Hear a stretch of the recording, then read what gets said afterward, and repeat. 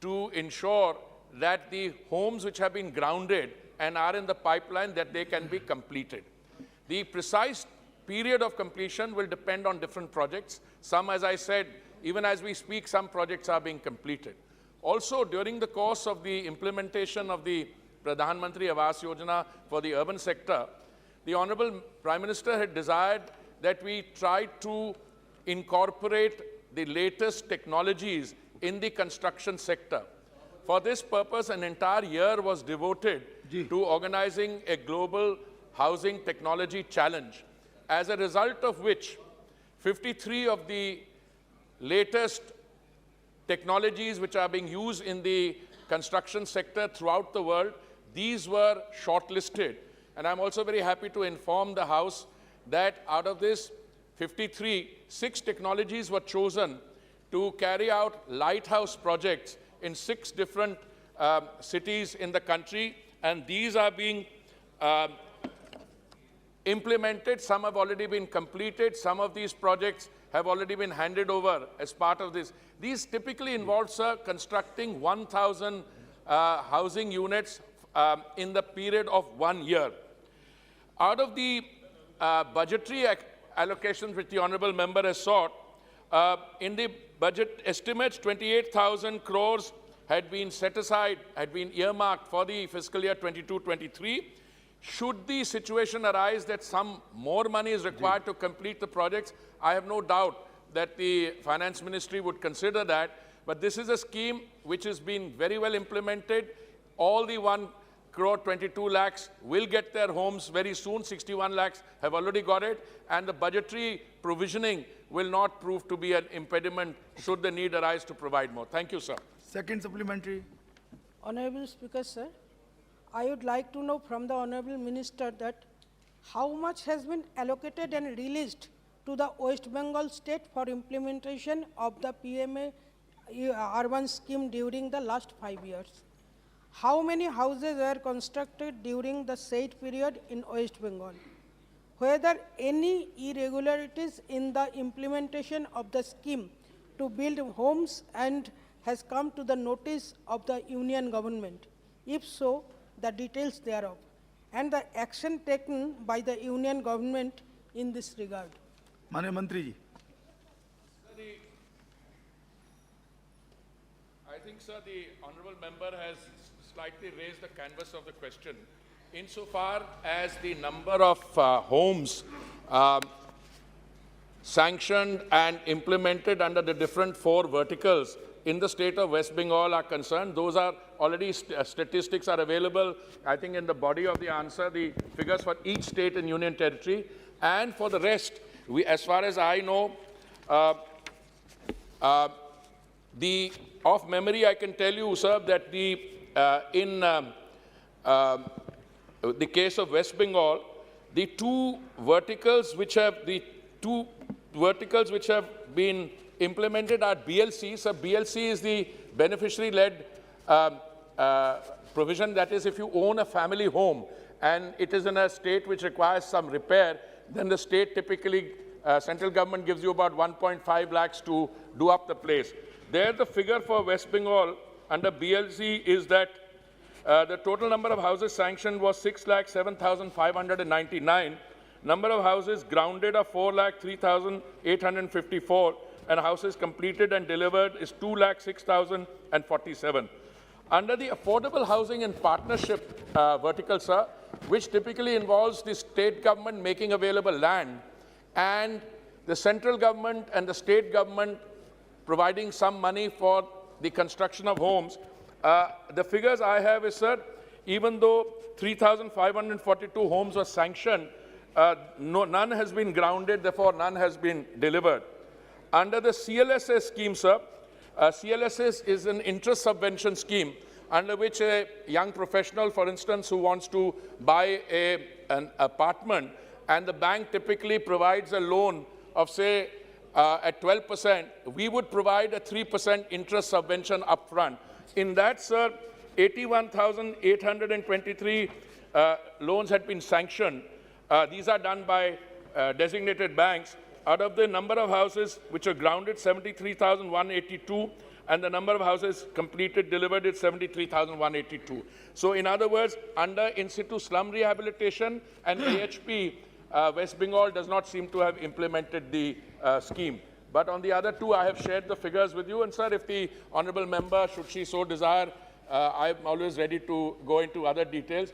I'm not in a position to answer some of the questions for the simple reason that that is something that the state government has to bear responsibility for, on whether the construction is being done in compliance with the prescribed procedures. Thank you.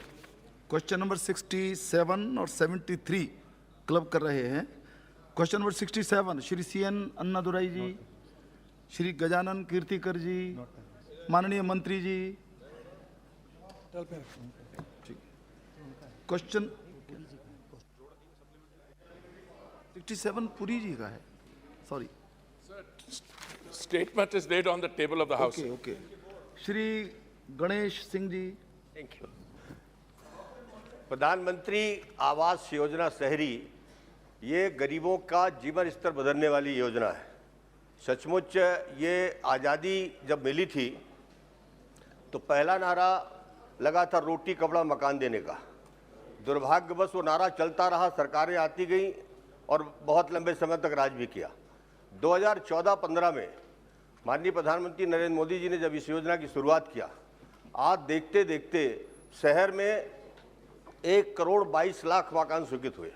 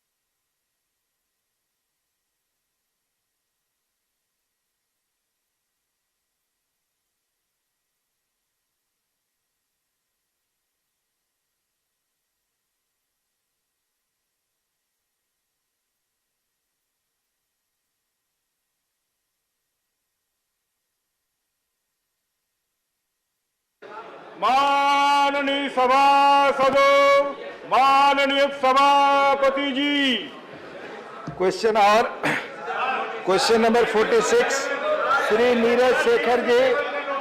This is question hour, nothing, सिर्फ question hour पर ही बहस होगी। Question hour माननीय Neeraj Shekhar ji, nothing extra will go on record. माननीय संजय सिंह जी, मैं आपसे request कर रहा हूं, जो लोग नहीं है कृपया वापस जाएं, अपनी सीट पर बैठे। इस तरफ प्ले कार्ड लेकर के वेल में आना संसदीय ढंग से अनुकूल सही नहीं है। प्लीज अपनी सीट पर जाए। आप बोले क्वेश्चन संख्या 46। माननीय मंत्री जी, question number 46 first supplementary. Sir, pendency खत्म करने के लिए जस्टिस डिपार्टमेंट ने ये कानून रखा, एक प्रस्ताव रखा था। Please no placard, no banner, go to your seats, go to your seats. 3 adjournment से ज्यादा नहीं होंगे। ये राज्यसभा के नियमों के अनुकूल नहीं, प्लीज। कि वो केस ज्यादा लंबा ना चले, 3 एडजर्नमेंट से ज्यादा नहीं होंगे। क्या ये जो प्रस्ताव था उसको लागू किया जा रहा है और उससे क्या क्या फायदे हुए हैं? माननीय मंत्री जी।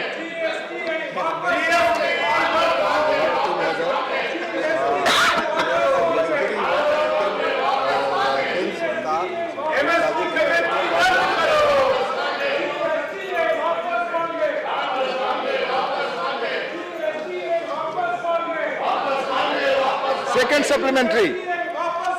दूसरा सप्लीमेंट्री सर कि बहुत सारे केसेस हैं सर, पेंडेंसी बहुत ज्यादा है और ये बताया गया है कि 2047 तक सारी पेंडेंसी खत्म होगी। तो सरकार क्या कर रही है इन पेंडेंसीज को जल्दी खत्म करने के लिए? एक केस अगर 30-35 साल चलेगा, किसी गरीब आदमी का केस 35 साल चलेगा तो उसको बड़ा खर्च होगा। तो मैं जानना चाहता हूं इसको समय कम करने के लिए सरकार क्या कर रही है? Thank you. माननीय मंत्री जी। जहाँ तक पेंडेंसी खत्म करने के मामले में उस विषय में शीघ्र निपटान के लिए बहुत महत्वपूर्ण नेगोशिएशन इंस्ट्रूमेंट अमेंडमेंट एक्ट 2018 लाई है हमने 20 अप्रैल 2000 को अधिनियम उच्च न्यायालय के वाणिज्यिक न्यायालयों को खोलने का काम किया है। स्पेशल रिलीफ अमेंडमेंट एक्ट को लाई है। Arbitration and conciliation amendment act सरकार 2019 को लाई है। इसके अलावा इंफ्रास्ट्रक्चर के लिए बहुत सारा धन दिया गया है। ई कोर्ट खोले जा रहे हैं, वर्चुअल कोर्ट खोले जा रहे हैं, वीडियो कॉन्फ्रेंस के माध्यम से सुना जा रहा है, लोक अदालतों के माध्यम से बहुत से केस को निपटाया जा रहा है।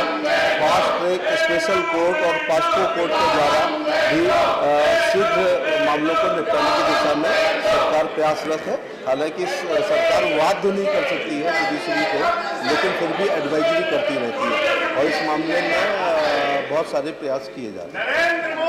माननीय सदस्य का क्वेश्चन और बहुत महत्वपूर्ण है। इसी हाउस ने पहले संकल्प लिया है कि क्वेश्चन और कभी डिस्टर्ब नहीं होगा।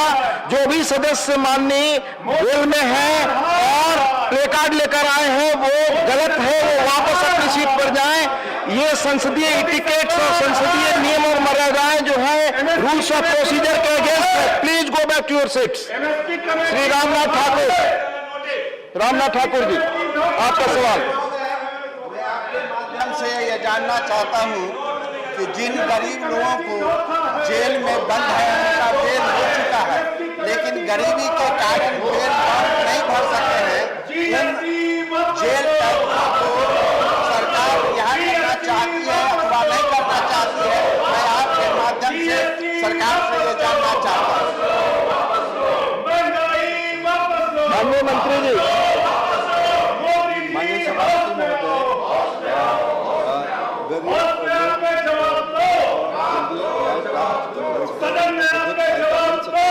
इस मामले में नालसा के द्वारा और सालसा के द्वारा डिस्ट्रिक्ट जो विधिक प्राधिकरण है और तालुका विधिक प्राधिकरण के द्वारा उसके द्वारा हम लोग गरीब लोगों को विधिक सहायता देते हैं। प्रो बोनो स्कीम के द्वारा भी सहायता देते हैं, न्याय बंधु के द्वारा भी सहायता प्रदान की जाती है। शांति रखो, शांति। माननीय कनक Meghla Ravindra Kumar ji.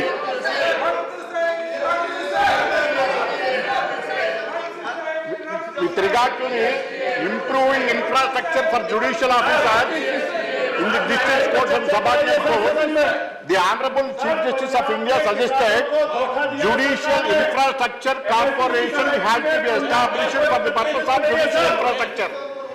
What is the proposal? Question answer के अलावा कोई चीज रिकॉर्ड पे नहीं जा रही। At what stage the proposal made by the Honorable Chief Justice of India with regard to the infrastructure corporation?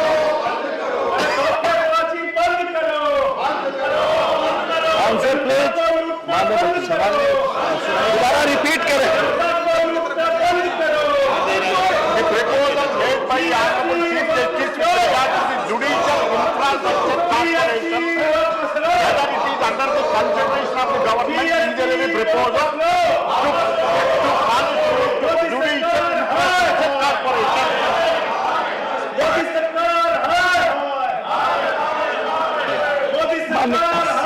Sir, जैसे माननीय सदस्य चीफ जस्टिस ऑफ इंडिया एक ऑब्जर्वेशन है उसके बारे में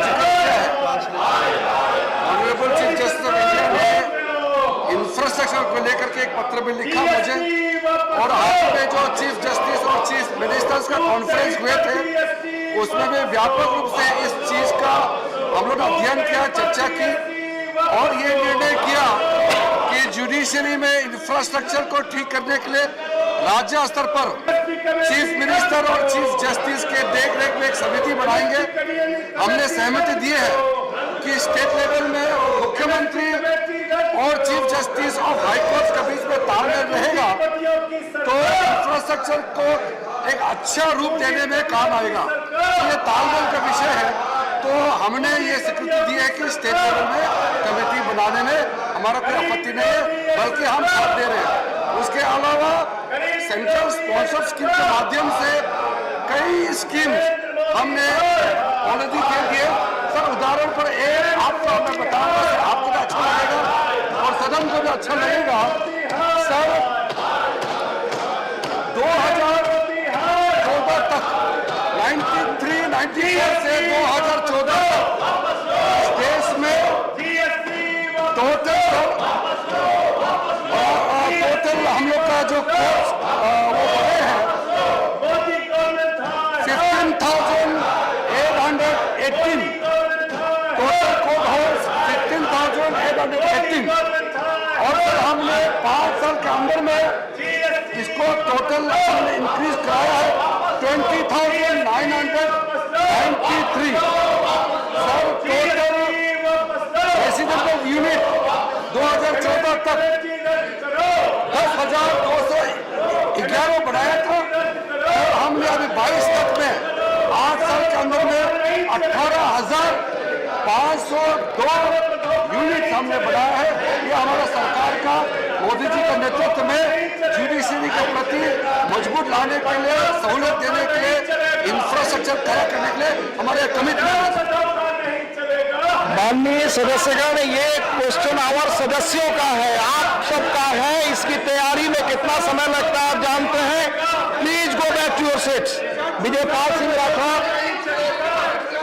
माननीय उपसभापति महोदय, आपके माध्यम से मंत्री से जानना चाहता हूँ कि उत्तर प्रदेश के इलाहाबाद हाईकोर्ट में जो जवाब इन्होंने दिया है सबसे अधिक वाद पेंडिंग है और जल्दी वादों का निपटारा हो, इसके लिए आवश्यक है पश्चिम उत्तर प्रदेश में खंडपीठ स्थापित की जाए।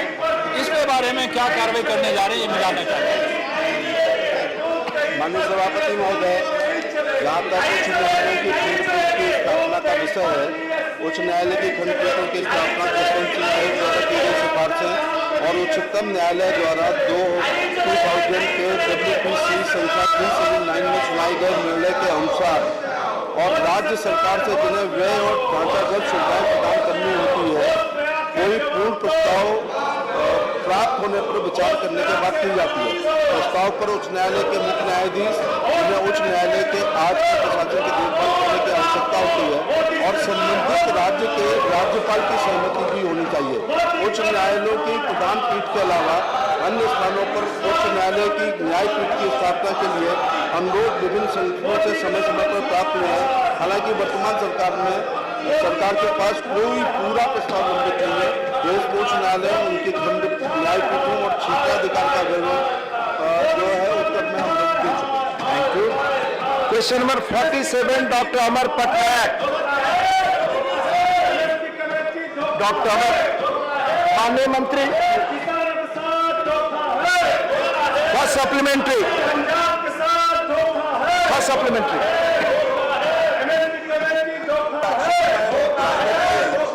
As first established in the year 2008, it encompasses 8 missions in the areas of solar energy, energy efficiency and forestry sector, which are linked to a reduction in carbon emissions. What has been the head है कि हमने जो Paris agreement में carbon emission के लिए renewable energy को बढ़ाने के लिए उसके साथ ही साथ रिन्यूएबल एनर्जी के प्रोडक्शन के साथ साथ कार्बन एमिशन को कम करने के लिए जो संकल्प किए उसको पूरा कर रहे हैं। अभी जो एनडीसी भारत के द्वारा जो टॉप 20 घोषित किए गए हैं उसको लेकर के सरकार के द्वारा एक व्यापक नीति बनाई गई है। विशेष रूप से रिन्यूएबल के क्षेत्र में सरकार के द्वारा निवेश को बढ़ाने के लिए, इनोवेशन को बढ़ाने के लिए और उसके अंतर्गत निवेश के साथ ही साथ इसमें जिस प्रकार का शोध चाहिए उसके लिए भी सरकार के द्वारा विशेष नीतियां बनाई गई है जिसको इम्प्लीमेंट किया जाए।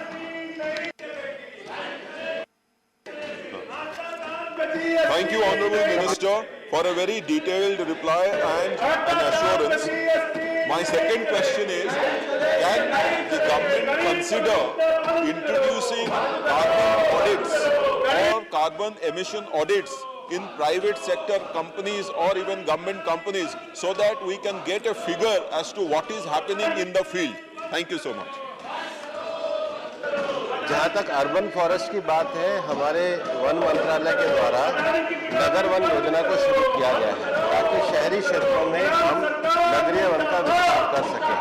मैं सदन को ये जानकारी देना चाहता हूँ कि भारत स्वीडन के साथ मिलकर इंटरनेशनल स्तर पर एक फॉरम लीड आईटी का गठन किया गया है, विशेष रूप से वो क्षेत्र जो हार्ड टू अवेयर इंडस्ट्री है, जैसे एल्यूमिनियम का क्षेत्र है, सीमेंट का क्षेत्र है, स्टील का क्षेत्र है, जहाँ पर कार्बन एमिशन ज़्यादा होता है। इस इनोवेशन के साथ भारत अपने देश में भी और दुनिया के क्षेत्रों में भी हार्ड टू अवेयर सेक्टर में कार्बन एमिशन कैसे कम हो इसके लिए प्रयास कर रहा है। Thank you. Question number 48 and 50, both are similar nature, we'll take it together. Question number 48, Dr. Ami Yagnip, माननीय मंत्री जी, उत्तर सदन के पटल पर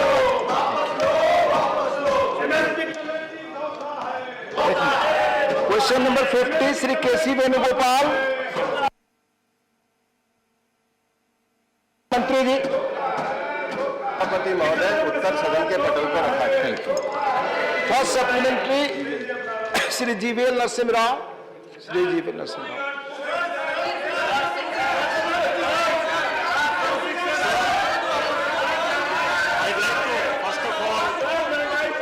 सरकार को बधाई देना चाहता हूं। देश में रोजगार अवसर, नए अवसर पैदा करने के लिए केंद्र सरकार ने पिछले 3 साल में कई कदम उठाए। मैं माननीय मंत्री जी से पूछना चाहता हूं, इन केंद्र सरकार के द्वारा लिए गए एम्प्लॉयमेंट के बढ़ावा के लिए गए कदमों के बारे में सदन को सूचित करें, अवगत कराएं। धन्यवाद। माननीय मंत्री जी। महोदय, भारत में रोजगार के आकलन की दृष्टि से नियमित रूप से पीएलएफएस का सर्वे किया जाता है। पीएलएफ के सर्वे के माध्यम से देश में ये देखा जाता है कि देश में उपलब्ध कार्यबल से कितना कार्यबल को कार्य मिला है। और मैं आपके सदन के सामने पीएलएफएस के जो 2017, 18, 18, 19 और 19, 20 और 20, 21 के आंकड़े रखना चाहता हूं, जो ये बताते हैं कि भारत में कार्यबलों को रोजगार की उपलब्धता हुई है। उसके साथ ही साथ भारत सरकार के लेबर ब्यूरो के द्वारा 21 का सर्वे किया जाता है, जिस 21 के सर्वे के अंतर्गत संस्थागत क्षेत्रों में जो रोजगार है उस संस्थागत क्षेत्र के रोजगारों को किस प्रकार से बढ़ावा है उसको देने का पूरा विषय रखा गया। उन आंकड़ों को भी मैं सदन के समक्ष रखता हूँ। भारत में पेरोल रिपोर्टिंग पर जो रोजगार परिदृश्य है वो ये दिखाते हैं कि हमारे देश में जो पीएफ है, पीएफ की संख्या में लगातार वृद्धि हुई है। अभी हाल ही में मई में जो पीएफ के आंकड़े आए हैं वो भी इस बात को दर्शाते हैं कि सरकार के पेरोल में वृद्धि हुई है। जहाँ तक रोजगार बढ़ाने के उपायों का विषय है, भारत सरकार के द्वारा संस्थागत क्षेत्रों में रोजगार बढ़ाने के साथ ही साथ आत्मनिर्भर भारत रोजगार योजना, प्रधानमंत्री रोजगार प्रोत्साहन योजना, राष्ट्रीय कैरियर सेवा परियोजना, महात्मा गांधी राष्ट्रीय ग्रामीण रोजगार गारंटी अधिनियम, प्रधानमंत्री गरीब कल्याण अभियान, आजीविका राष्ट्रीय ग्रामीण आजीविका मिशन, पंडित दीनदयाल उपाध्याय ग्रामीण कौशल योजना, ग्रामीण स्वरोजगार और प्रशिक्षण संस्थान, पीएमपी स्वनिधि योजना, पंडित दीनदयाल अंत्योदय योजना, प्रधानमंत्री रोजगार सृजन कार्यक्रम, प्रधानमंत्री मुद्रा योजना, प्रधानमंत्री कौशल विकास योजना, राष्ट्रीय शिक्षित प्रोत्साहन योजना, उत्पादन से जुड़ी हुई परियोजना विशेष रूप से क्वेश्चन और पर ही चर्चा हो चुकी है। सरकार की जो स्कीमें चल रही है उसमें भी रोजगार वृद्धि का कार्य किया है। Thank you. Honorable Thambi Durai ji, on question number 48. Supplementary. I am very happy that Honorable Minister has assured Honorable our Prime Minister has taken many steps to create employment opportunities. At the same time, sir, I want to know from the Honorable Minister, Manrega program. In the Manrega program, there are many places where people get complaining. They are not able to get the wages at the proper time. Therefore, whether the government is come forward to see that what are the grievances in rural area, the employment opportunities where the women are suffering, whether it will come forward and find out the solution for that, really to pay for them. That I want to know, sir. माननीय उपसभापति महोदय, सरकार के द्वारा मनरेगा कार्यक्रम को सफलतापूर्वक किया जा रहा है। उसके साथ ही साथ कोविड-19 के दौरान भी अतिरिक्त रोजगार दिवसों का सरकार के द्वारा ग्रामीण क्षेत्र में रोजगार सृजन का कार्य किया गया है। अगर माननीय सदस्य महोदय के पास कोई ऐसी कोई विशेष शिकायत है तो निश्चित रूप से मेरे संज्ञान में लाए, संबंधित मंत्रालय को उसका संज्ञान दिलाया जाए। No supplementary on question number 50. No supplementary on question number 50. Question number 49. Shri Karen Rajesh Kumar. Karen Rajesh Kumar. माननीय मंत्री जी।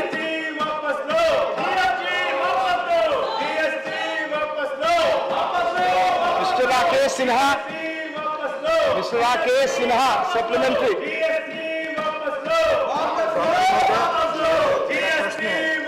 जो ऐसे एजेंट्स काम कर रहे हैं और एजेंसियां काम कर रही हैं, उनको ब्लैक लिस्टेड करके क्या सरकार अखबारों में इस्तेमाल करेगी? क्योंकि जिनको ब्लैक लिस्ट किया जाता है उसकी सूचना आम जनता तक नहीं पहुंच पाती है, तो वो फिर दूसरे लोग उसके चंगुल में फंसते हैं।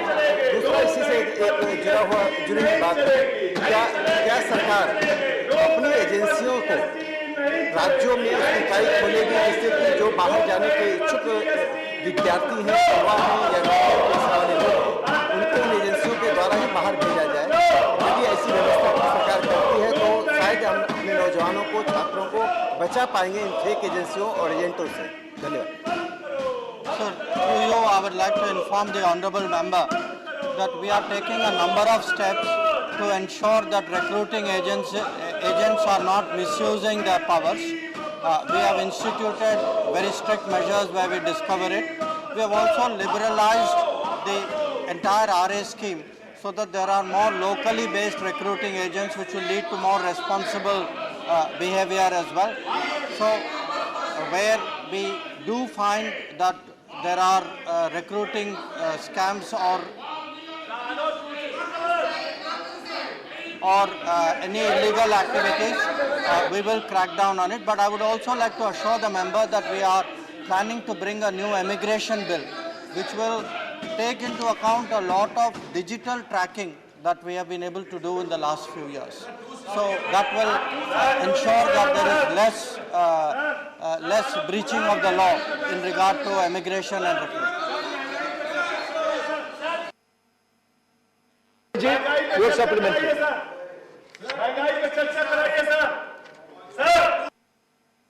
माननीय उप सभापति जी, आपके माध्यम से माननीय मंत्री जी से जानना चाहूँ कि विदेशों में भारतीय युवाओं के लिए रोजगार के अवसरों में क्या कमी आई है? अगर आई है तो उसके कारण क्या है? क्या सरकार कोई ऐसा प्रयास करेगी कि भारतीय युवाओं को विदेशों में मिलने वाले जो अवसर हैं उनमें के जो कमी है उसे दूर किया जा सके? Through you, I would like to again strengthen our protection for workers, for opportunities, and even during the COVID, we have through political contacts, we have ensured that the layoffs have been minimized and the return to work has been possible. Thank you. Question number 51, माननीय Priyanka ji, please. आप सवाल पूछें। Sir, you have to bring the house in order, sir. मैं request कर रहा हूं सब वापस जाए, माननीय प्रियंका जी को पूछने दीजिए। I can request only members. Priyanka ji, you know my limitation. I have requested several times, please. Sir, but it doesn't limit you from talking on the fact news stories like the GST. You please put your question. The question is the Question. same, sir. You put your question. आप please please आप गलत कर रहे हैं Sanjay ji, please वापस आइए। No, ये rule नहीं है, प्लीज नो। आप प्रियंका जी पूछिए सर, चर्चा कराइए प्लीज। महंगाई पर चर्चा कराइए सर महंगाई पर चर्चा होनी चाहिए सदन में सर। आप पूछिए प्रियंका जी पूछिए। मैं भी संजय सिंह की बात से इत्तेफाक रखती हूँ, महंगाई पर चर्चा होनी चाहिए। सर अडानी की गुलामी कर रही है सरकार। आप पूछिए। पंजाब सर MSP कमेटी में पंजाब के लोगों को नहीं रखा सर, पंजाब के लोगों के साथ आप सवाल पूछिए, आप सवाल पूछिए। MSP कमेटी मेरा भी सवाल ये है मौका दे रहे हैं किसानों को कि जो बढ़ती महंगाई है ये आपके जो से संबंधित नहीं है। सब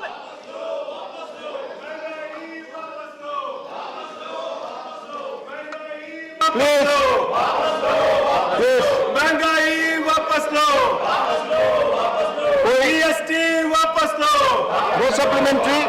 अडानी की गुलामी करो। I am moving to question number 52, Shri Deepak प्रकाश।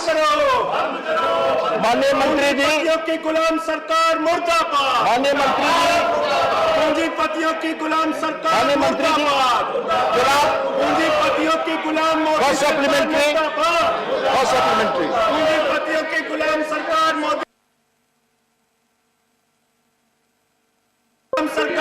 सरकार मुर्दाबाद। मैं आग्रह करता हूं प्लीज अपने अपने अपने होल में जहां खड़े होकर हाउस को डिस्टर्ब करें। माननीय संजय सिंह जी अपनी सीट पर जाए, वापस जाए प्लीज। मुर्दाबाद मुर्दाबाद मोदी सरकार मुर्दाबाद, मोदी सरकार मुर्दाबाद, मोदी सरकार मुर्दाबाद, प्लीज मोदी सरकार